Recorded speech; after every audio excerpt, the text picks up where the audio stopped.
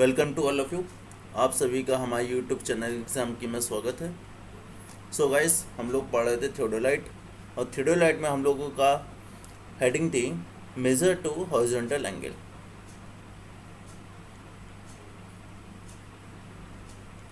Major to horizontal angle.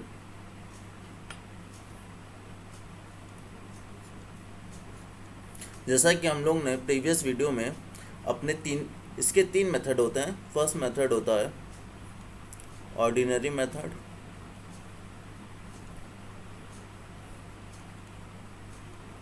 इसी को हम लोग जनरल मेथड भी बोलते हैं। सेकंड होता है रिपीटेशन मेथड,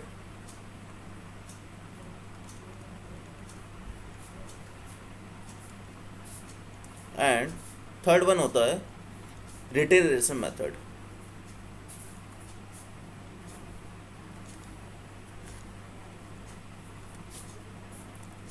जैसा कि हम लोग ने प्रीवियस वीडियो में अपना जनरल मेथड को देख लिया था, एक बार इसको फिर से समझते हुए चलते हैं। आज हम लोग तीनों मेथड को अच्छे से समझ लेंगे। चलिए, तो फर्स्ट मेथड है अपना ऑर्डिनरी मेथड। और गाइस, ये बहुत ही इम्पोर्टेंट चीज़ है, ठीक है। तो इसके लिए इसके ऊपर स्टार लगा लीजिए। अब होता क्या है, सपोज अपना ये कोई पॉइंट P है, ठीक है,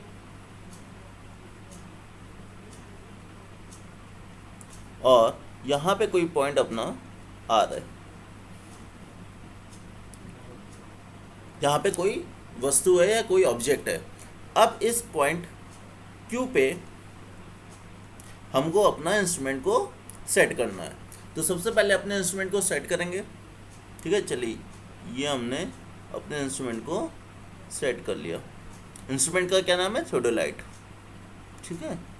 अब यहाँ से हमको क्या करना है, हमें P और R के बीच में हमको अपना हॉरिजॉन्टल एंगल निकालना है। P और R के बीच का हमको हॉरिजॉन्टल एंगल मेज़र करना है, ठीक है।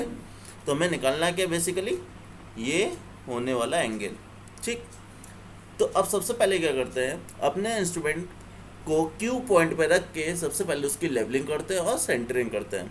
देन अब उसके बाद क्या करते हैं कि अपने थियोडोलाइट का जो ऊपरी क्लैंप होता है, ठीक है ना, एक इसमें ऊपरी क्लैंप होता है, एक इसमें निचला क्लैंप होता है, ठीक है ना। मतलब दो तरह की प्लेट होती है। सबसे पहले तो समझते हैं, मान लेते हैं कि थियोडोलाइट की ये नीचे की प्लेट है और इसी के जस्ट ऊपर लगी होती है ऊपरी प्लेट, उसको बोलते हैं, ठीक है। ये दो प्लेट होती है। निचली प्लेट में निचले इसमें एक क्लैंप स्क्रू लगा होता है, और इसी में यहाँ पे स्लो मोशन स्क्रू लगा होता है। नाम लिखते हैं, देखिए ये है आपका क्लैंप स्क्रू। इसको क्लैम्प कर देने से, मतलब इसको टाइट कर देते हैं, तो फिर हमारी जो निचली प्लेट है वो मूव करना बंद हो जाती है, ठीक है। और ये है अपनी ऊपरी प्लेट। इस ऊपरी प्लेट में भी अपना क्लैंप स्क्रू लगा होता है। जब इसको हम क्लैम्प कर देते हैं, मतलब कि कस देते हैं, तो अपनी ऊपरी प्लेट भी मूव करना बंद कर देती है, उसका मोशन होना बंद हो जाता है, ठीक है गाइस।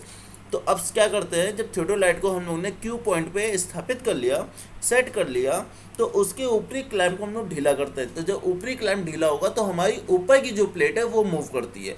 ऊपरी प्लेट मूव करेगी तो थियोडोलाइट का जो भी ऊपर का इंस्ट्रूमेंट होगा वो मूव करता है पूरा, ठीक है। तो ऊपरी प्लेट को हम लोग मूव करते हैं। तो होता ये है कि ये अपनी निचली प्लेट में जो अपनी स्केल लगी होती है, इसको हम लोग बोलते हैं मेन स्केल, ठीक है। ये है मेन स्केल।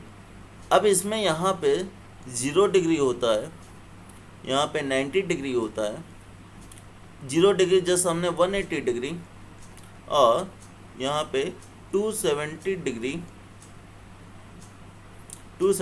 वापस 0 डिग्री पे आने पे यहाँ पे 360 डिग्री होता है। ठीक है गाइस, अब इसी में इस जगह पे वर्नियर ए होती है, इसको हम लोग बोलते हैं, इधर मैं लिख देता हूँ, इसको हम लोग बोलते हैं वर्नियर ए।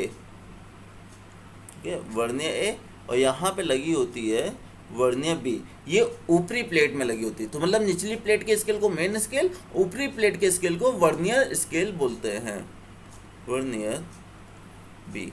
ठीक, तो यहाँ पे कुछ रीडिंग होती हैं और यहाँ पे कुछ रीडिंग होती है। तो इस प्रकार हमारी दो स्केलें होती हैं। तो निचली प्लेट के स्केल को कहते हैं मेन स्केल, ऊपरी प्लेट के स्केल को बोलते हैं वर्नियर स्केल।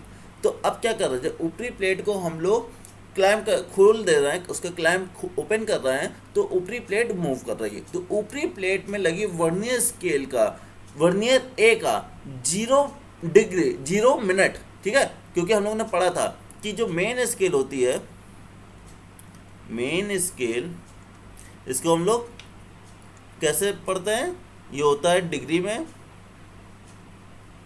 मिनट में और सेकंड में।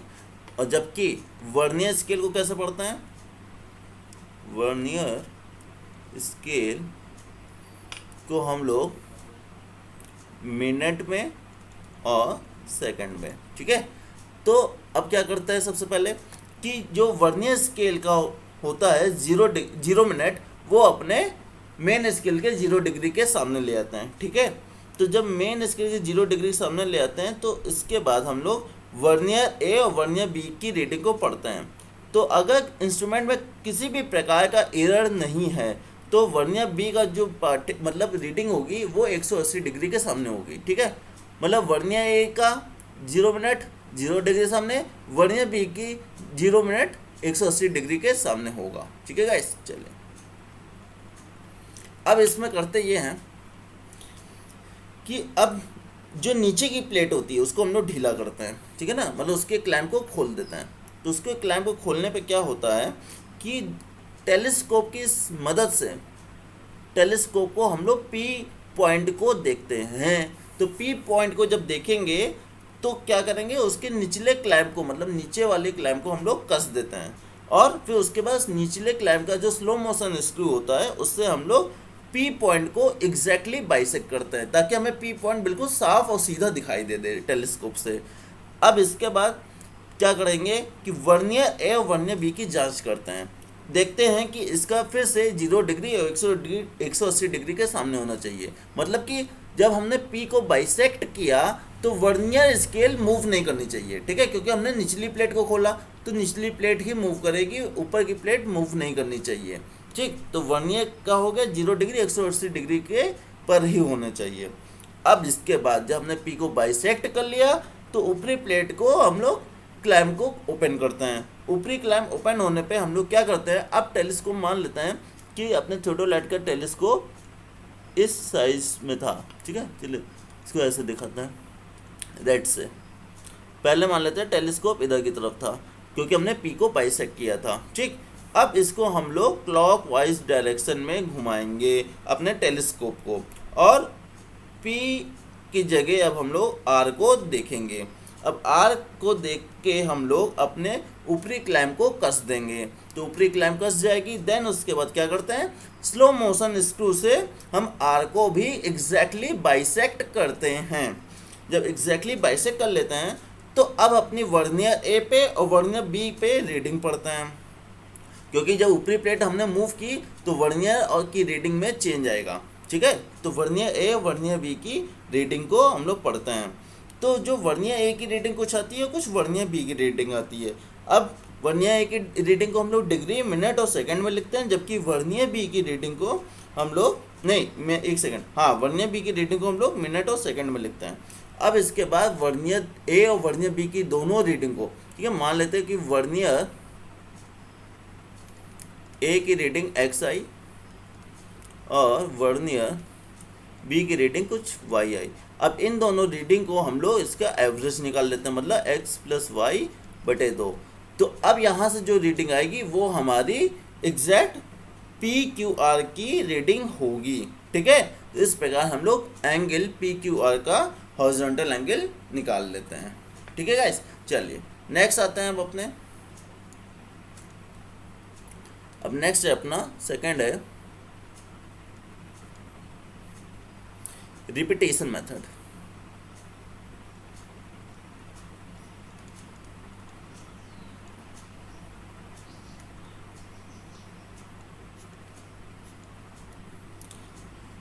अब इस मेथड में क्या होता है कि सबसे पहले हम तो जान लेते हैं कि ये जो होता है ये बहुत ज़्यादा एक्यूरेट मेथड होता है। ठीक है ना, तो यहाँ पर हम लोग लिखते हुए चलते हैं, it is more accurate method. जब हमें अपने मेथड में एक्यूरेसी चाहिए होती है तो हम लोग रिपीटेशन मेथड का यूज़ करते हैं। ठीक है, अब इसमें क्या करते हैं कि इस मेथड में 2 या 2 से अधिक बार अपने एंगल को मेजर करते हैं। ठीक है ना, और हर बार अपने जो भी रीडिंग आती है पिछली रीडिंग को उसी में अपनी नेक्स्ट रीडिंग को जोड़ देते हैं। ठीक है, मान लेते हैं, चलिए यहाँ पे अपना डायग्राम बनाते हैं। मानते हैं कि ये पॉइंट P है, सेम प्रोसीजर, यहाँ पे P पॉइंट ऑब्जेक्ट है और यहाँ पे R पॉइंट हमारा ऑब्जेक्ट है। ठीक है, और इस पॉइंट Q पे अपने थियोडोलाइट इंस्ट्रूमेंट को हमने स्थापित किया। ठीक,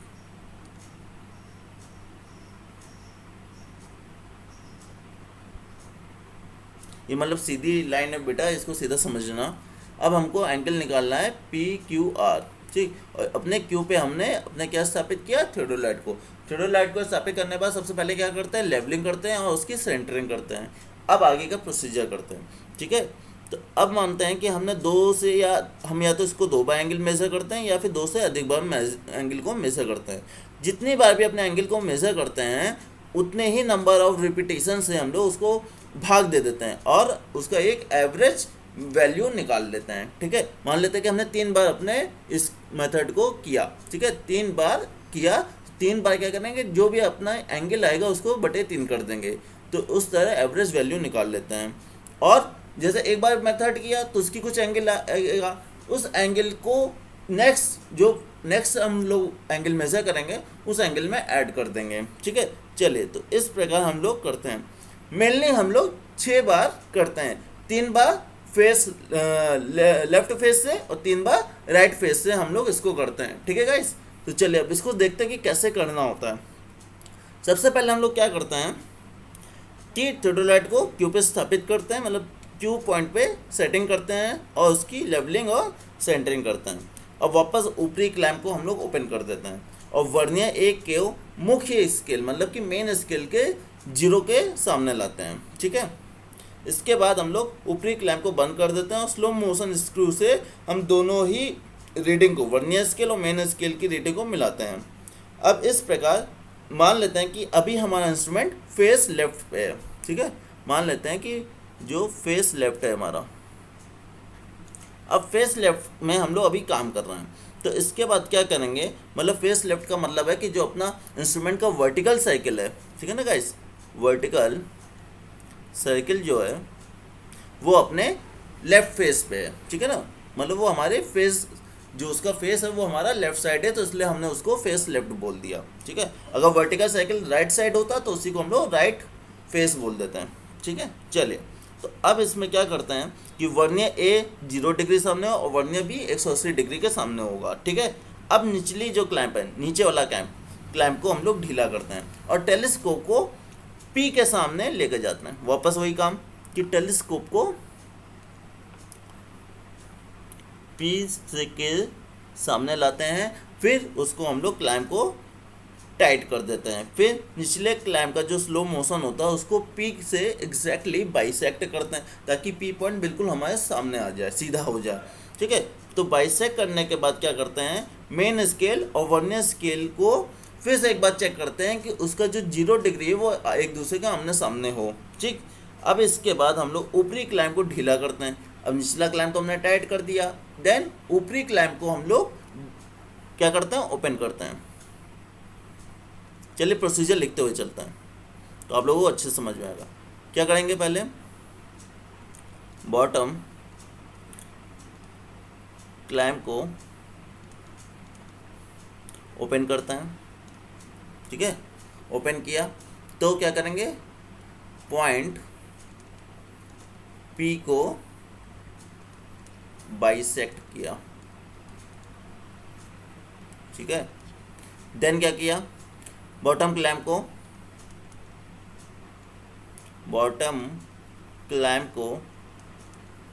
क्लैंप किया, मतलब कि टाइट किया, क्लैंप किया।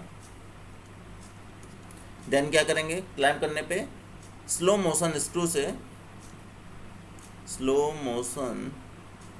स्क्रू की हेल्प से पॉइंट P को बाइसेक्ट किया,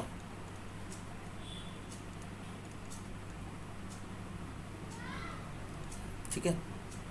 तो हो गया अपना दूसरा। अब क्या करते हैं, बाइसेक्ट कर लिया, देन मेन स्केल और वर्नियर स्केल को चेक करते हैं। Main scale and vernier scale की रीडिंग को चेक किया,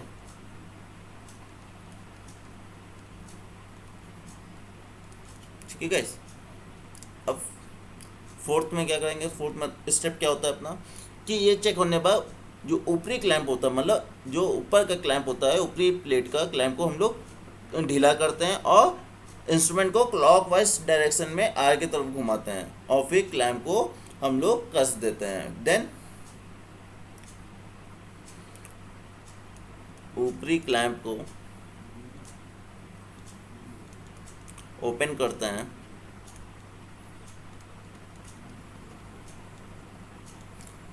और पॉइंट आर की ओर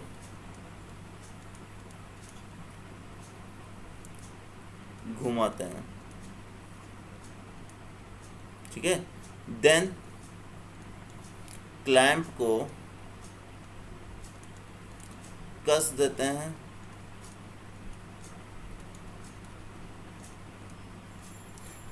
स्लो मोशन स्क्रू से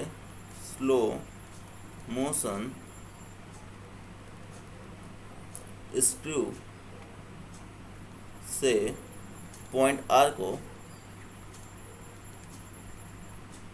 एग्जैक्टली बाइसेक्ट करते हैं,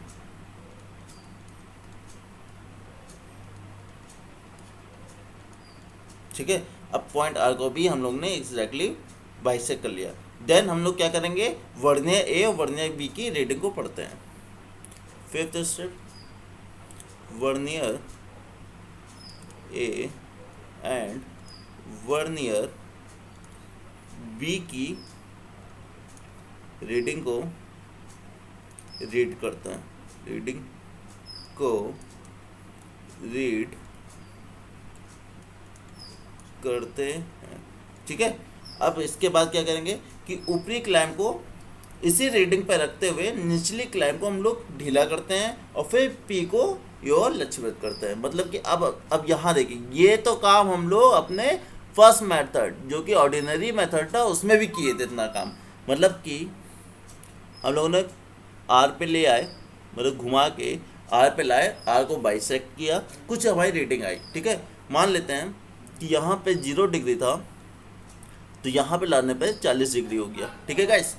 अब समझिए कि क्या करेंगे कि जो अपना ऊपरी क्लैंप होगा उसको हम लोग टाइट कर देंगे, तो मतलब कि वर्नियर स्केल हमारी स्टॉप हो जाएगी। वापस हम अपने पूरे टेलीस्कोप को यहाँ तक घुमा लाएंगे, ठीक है।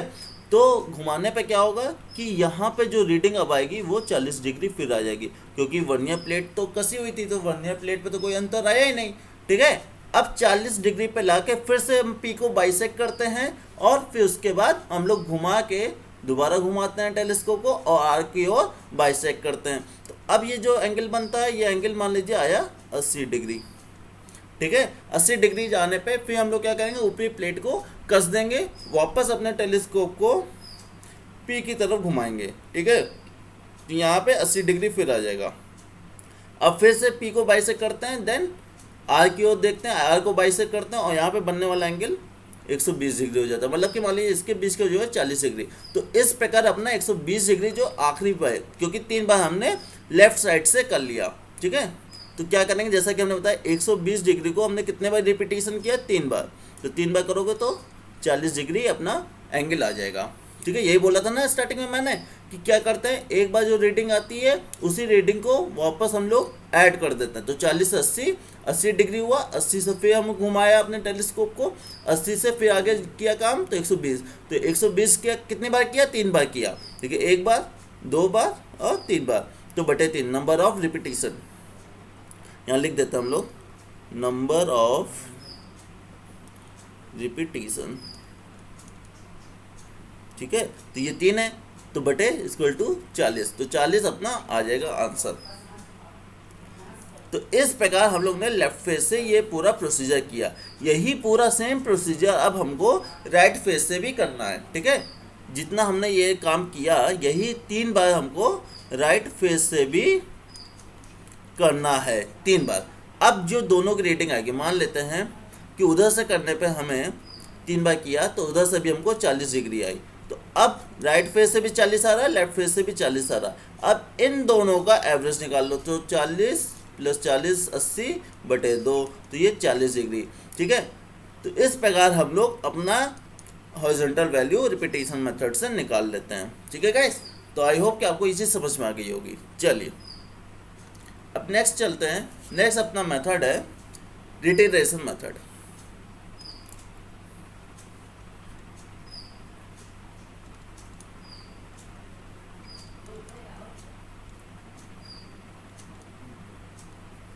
इसी को हिंदी में बोलते हैं पुनरावलोकन।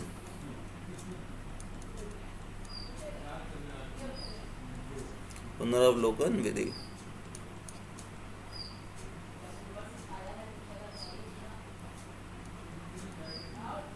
चलिए अब इस पर क्या होता है सबसे पहले देखते हैं कि इस मेथड में हम लोग हॉरिजॉन्टल एंगल नाप मेजर करने के लिए बहुत ही अपनी एक्यूरेट और सिंपल विधि है, ठीक है। तो यहाँ पे लिखते हैं एक्यूरेट एंड सिंपल मेथड, ठीक है। इसी को हम लोग मेथड ऑफ सीरीज के नाम से भी जानते हैं। तो इट इज ऑल्सो कॉल्ड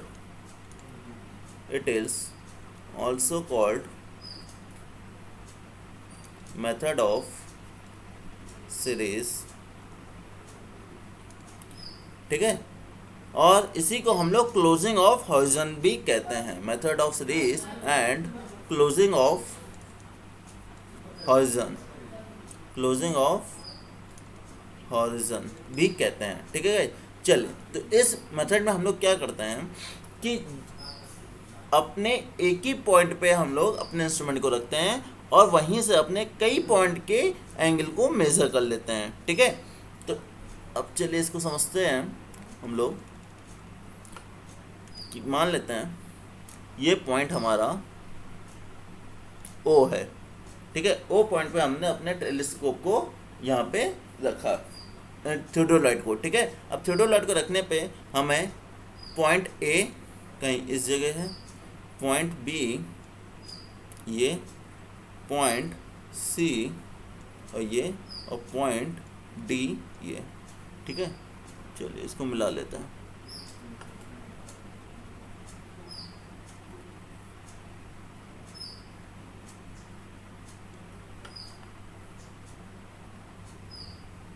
ये अब हमको इन सारे पॉइंट के बीच का हमको एंगल मेज़र करना है, मतलब angle AOB, angle BOC, angle BOD और एंगल AOD। हमें ये सारे एंगल हमको मेज़र करना है। ध्यान रहे कि ये एंगल जब मेज़र करेंगे तो इनका जो टोटल सम होगा वो 360 डिग्री होगा, ठीक है, क्योंकि ये एक क्लोजिंग सर्किल बना रहा है। चलिए तो अब सबसे पहले क्या करते हैं कि पॉइंट ए पे हम लोग अपने थियोडोलाइट को लाते हैं, थियोडोलाइट को लाके उसकी लेवलिंग मेंटेन करते हैं। अब इसी पॉइंट से हमको एंगल AOB, BOC, COD और DOA का मेजरमेंट करना होता है। ठीक है, तो इसके लिए हम लोग पॉइंट ए पे लेवलिंग सेंटरिंग कर लिए। लेवलिंग सेंटरिंग करने के बाद चलिए इसको लिखते जाते हैं। फर्स्ट पॉइंट ओ पर सेटिंग करते हैं, देन थियोडोलाइट की लेवलिंग एंड सेंटरिंग करते हैं।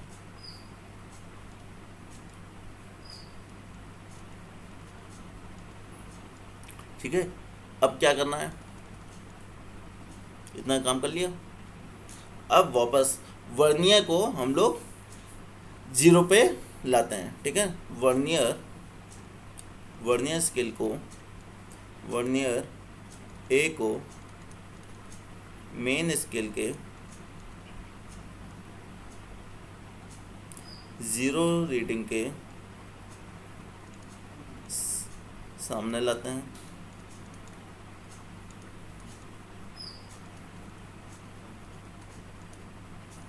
ठीक है, अब वापस ऊपरी क्लैंप को ढीला करता है। थर्ड वन क्या है, ऊपरी क्लैंप को ओपन करते हैं। ठीक है, ओपन करने के बाद क्या करते हैं, क्लॉकवाइज डायरेक्शन में हम इंस्ट्रूमेंट को घुमाते हैं और पॉइंट बी को लक्ष्यबद्ध करते हैं, मतलब कि पॉइंट बी को हम लोग एग्जैक्ट बाइसेक्ट करते हैं। तो सबसे पहले मानते हैं कि टेलीस्कोप हमारा पॉइंट ए की तरफ से था। ठीक है, टेलीस्कोप जो है अपना ए की तरफ है, अब ए से हम लोग बी की ओर घुमा रहे हैं। ठीक है, तो ए से बी की ओर घुमाया। ठीक, तो बी पे घुमाने के बाद हमने क्या किया, स्लो मोशन स्क्रू से इसको एग्जैक्टली बाइसेक्ट किया और उसके बाद वर्नियर ए और वर्नियर बी की रीडिंग को पढ़ लिया। ठीक है, अब दोनों वर्नियर पे जो पढ़े गए रीडिंग है उसका हम लोग औसत निकाल लेते हैं, वही औसत मान AOB होगा। ठीक है, कुछ रीडिंग आएगी वर्नियर ए पे, ऐसे समझिए, वर्नियर ए की रीडिंग आई X, वर्नियर बी की रीडिंग कुछ आई Y। अब इन दोनों का औसत निकाल लीजिए, X + Y/2। तो यहाँ से जो रीडिंग निकल के आएगी वो अपनी एंगल AOB की रीडिंग होगी। ठीक है गाइस, चलिए अब इसके बाद क्या करते हैं कि ये काम कर लिया। अब इसी रूप में आगे करते हैं, ऊपरी क्लैंप को फिर हम लोग ओपन करते हैं स्लो मोशन स्क्रू की सहायता से, BOC, COD और DO के बीच के एंगल को मेज़र करते हैं। ठीक है, अब एंगल मेज़र करने के बाद इस प्रोसीजर को क्या करते हैं कि लेफ्ट फेस से करते हैं। अब इसी प्रोसीजर को हम लोग राइट फेस से कर लेते हैं। अब जो होता है कि अंत में लास्ट में जो बिंदु A होता है उसको जब जैसे हम लोग COD निकाल लिया, अब DOA निकालने के लिए क्या करते हैं, जब लास्ट में अपने टेलीस्कोप को पॉइंट A के सामने लेके जाते हैं तो वापस रीडिंग जो होगी वो अपने 0 पर आनी चाहिए, मतलब कि वो 0 डिग्री पे आनी चाहिए। अगर 0 डिग्री पे नहीं आ रही है, ठीक है, तो गाइस इसका मतलब कहीं पे हम लोगों ने एरर कर दी है। क्योंकि ये देखिए, बात इस तरह समझिए कि जब हम लोगों ने A से स्टार्ट किया था तो अपनी रीडिंग 0 डिग्री पे थी। ठीक है, अब इस तरह हम लोग आगे बढ़ते गए वापस हमको A पर आना, तो वापस हमारी रेटिंग 0 डिग्री आनी चाहिए थी। अगर 0 डिग्री आती है तो बिल्कुल सही हमने काम किया, अगर 0 डिग्री नहीं आती तो मतलब कि कहीं ना कहीं हमारे इंस्ट्रूमेंट में, हमारी रीडिंग में एरर आ गई है। अगर ये एरर माइनर है, मान लीजिए कि एरर माइनर है, तो क्या करेंगे, उस एरर को, मतलब कि ये अपनी एरर है, ठीक है, इस एरर को हम लोग 1 एंगल, 2 एंगल, 3 एंगल, 4 एंगल, मतलब बटे 4 कर देंगे, तो जो निकल के वैल्यू आएगी वो चारों की वैल्यू में ऐड कर देते हैं। ठीक है, अगर ये एरर माइनर है, अगर यही एरर ज़्यादा आ गई, ठीक है, तो वापस हम इस मेथड को फिर से करते हैं ताकि हमें एग्जैक्ट वैल्यू मिल सके। ठीक है गाइस, समझ में आया कि क्या किया, अपने टेलीस्कोप को आखिरी तक आधे पे ए पॉइंट पे जब वापस लाते हैं तो रीडिंग जो होती है वो 0 डिग्री आनी चाहिए। अगर 0 डिग्री पे नहीं आ रही है तो इसका मतलब कहीं ना कहीं हमने एरर कर दी। अगर एरर माइनर है, छोटी एरर है, तो हम उस एरर में जितने भी अपने एंगल होते हैं उससे डिवाइड करके उसको हम लोग चारों अपने वैल्यू में ऐड कर देते हैं। ठीक है, जैसा ऐसा मानिए कि अपनी रीडिंग आई, एरर आ रही है 20, 20 सेकंड की, ठीक है। अब इसमें 4 से डिवाइड कर दिया तो 5 सेकंड, मान लीजिए AOB आ रहा है अपना 40 डिग्री 20 मिनट 10 सेकंड। अब इस 5 सेकंड को हम यहाँ ऐड कर देंगे, तो अब इसकी वैल्यू को होगी 40 डिग्री 20 मिनट 15 सेकंड। इसी प्रकार इस वैल्यू में और यहाँ की वैल्यू में, हम चारों की वैल्यू में इस वैल्यू को ऐड कर देते हैं। तो इस प्रकार हम अपने रीडिंग को सही कर लेते हैं, ठीक है। तो इस प्रकार पहले हम लोग लेफ्ट फेस से करते हैं और यही पूरा प्रोसीजर हम लोग राइट फेस से करते हैं। तो इस प्रकार हम लोग दोनों ही मेथड से करके अपने एंगल निकाल लेते हैं। तो आई होप गाइस कि आपको ये तीनों ही मेथड अच्छे से समझ में आ गए होंगे। और अगर आपको ये वीडियो अच्छा लगा हो तो इस वीडियो को लाइक करिएगा। अगर आप हमारे चैनल में नए हैं तो इसे सब्सक्राइब करना ना भूलें। जय हिंद, जय भारत।